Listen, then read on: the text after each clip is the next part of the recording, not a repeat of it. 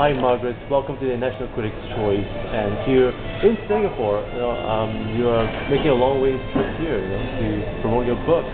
Is it exciting that your book has been translated to more than 28 languages actually? And you are now the New York Times best-selling author for the Beautiful series. Could you give us some clue and insight about how Beautiful series found its influences of the reflection of your town, Scotland? Is that correct? And as well as the concept evolve of the characters, of Beautiful series. Is it true that the story that revolves around it and the way it's been written and the influences will actually comes from your gaming experience in the way that you're a gamer yourself and you create games, and so would those experiences reflect on your writing very much so? And because we found that it's kind of like gothic and dark, and there's a lot of in between love and hate and supernatural issues that evolve there. Is it also a deliberate process that you and Cami had thought about before you wrote the book? Was it also part of the marketing idea? Well, those are very good questions, and I am happy to be here speaking with you. Yes, my background in video games is where I learned how to build a universe. So I think that's what draws me to the world of fantasy, and I like to create my own rules. I like to create my own characters with their own sort of powers.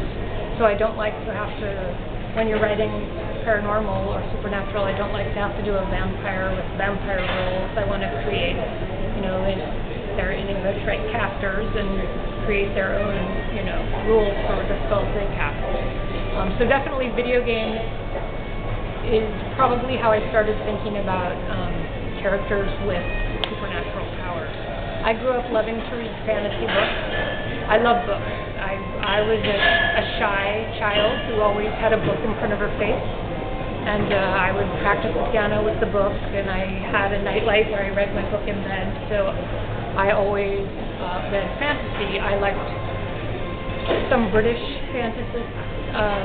Susan Cooper, the writer, wrote a series called The Dark is Rising I loved Diana Wynne Jones, who became famous in the United States for writing the book that became Howl's Moving Castle, the movie.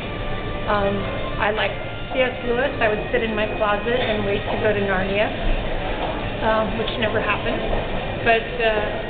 And I also read a lot of science fiction. I think video games, you end up reading a lot of science fiction. I worked on the game adaptation of the Dune movie, so Dune 2000. It was a sci-fi, and also Command and Conquer Tiberian Sun, an old sort of strategy game we had. I was one of the people who would have to come up with the characters or stories behind the universes of the games we built. So all of that kind of goes into what I write. Also, I studied literature for many years. I was going to be a professor.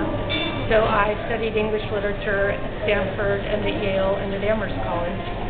And I think that I became interested in the South from writing, about Southern literature. So I really had a literature background. I liked also how you referenced the Southern Gothic. That is a kind of book that I'm deeply interested in.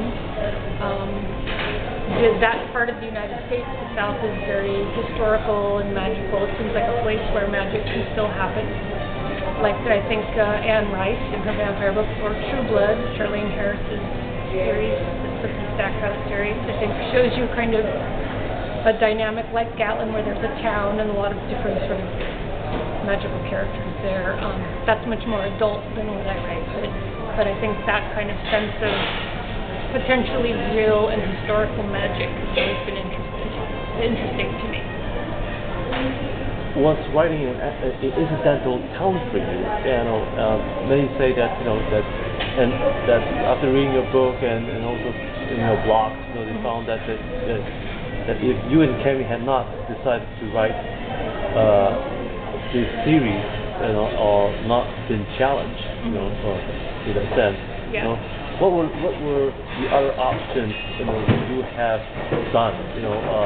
Were there any other added challenges that perhaps you would undertake, if not writing the series, and would you have to perhaps create more gaming, ideas or so? Could you share with us perhaps 3 other options that you would have in mind, if not taken the challenge?